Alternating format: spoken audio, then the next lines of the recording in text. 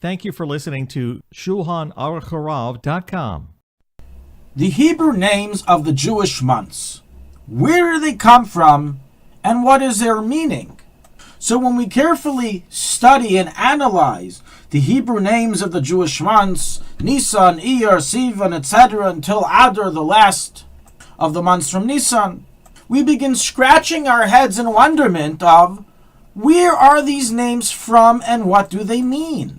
We are so used to referring to the months by these names that it's almost become a matter of fact that that is the name of the month.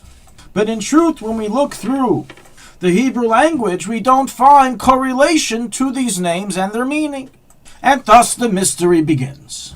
In fact, to make the mystery all the more cryptic, when in truth we study and analyze the Torah and names given to the months in Scripture, we find that they are very different than the names we call them today. For example, the month of Nisan is referred to in the Torah and Parshas Bo as Chodesh Ha'aviv.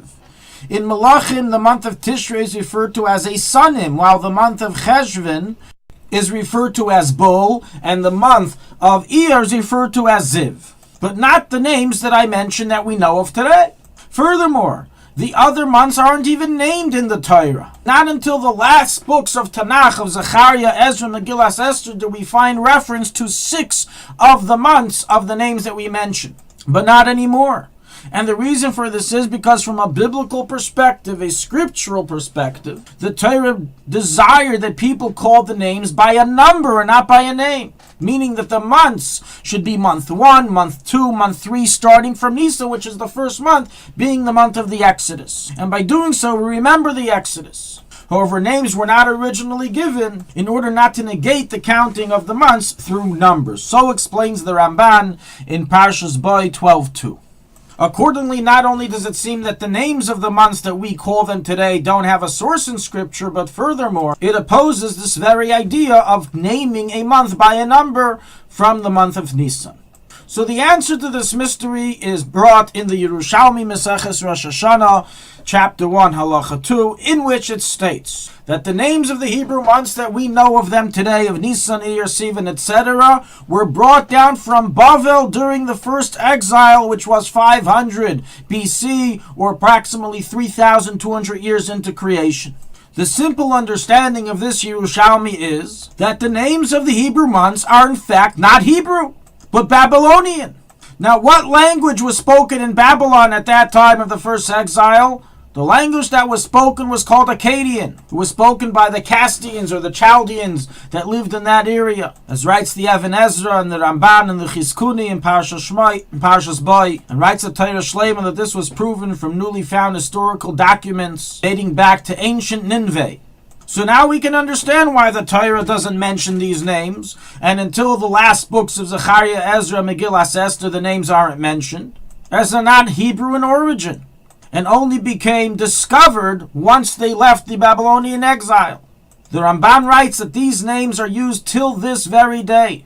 Thus, based on the Gemara and the Yerushalmi that we brought, all the above Rishonim that we mentioned explain, the names of the Hebrew months are not Hebrew, but Akkadian in origin, and therefore the rightful question is asked, why on earth would the Jewish people use names from a foreign language to call the names of our holy months? Why switch it for the numbers that the Torah dictated and from the original names used in Scripture for some of the months?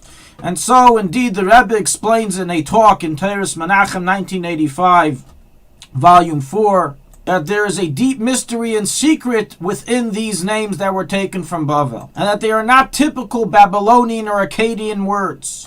And these names represent the elevation of Bavel, meaning taking evil of Bavel and elevating it into the vicinity of holiness, which is our whole purpose in this world, Dira B'Tachtainim, that even the evil should become an abode for godliness and be transformed to good.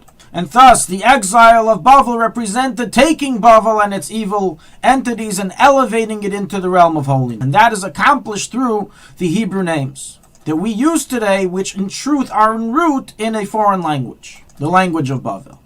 Nonetheless, an alternative explanation offered by the Rebbe in Likutei Sichos, volume 23, page 215, and other places, is that in truth these names are Hebrew in origin, and they were just forgotten over the years and only rediscovered when they went down to Bavel.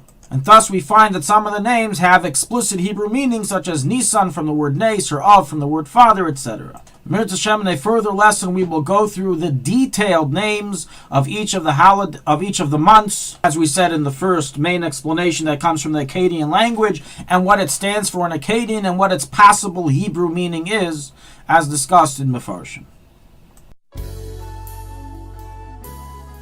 Thank you for listening to Shulchanaruchharav.com. Our free services of making Torah knowledge available to the public depends on donors like you. Please help us continue our work through making even a small contribution at Shulchanaruchharav.com under the Daily Halacha Dedication section or in the subscription page. Also, check out our online courses and many Sefarim available for purchase that will both enhance your Torah knowledge and help support our work.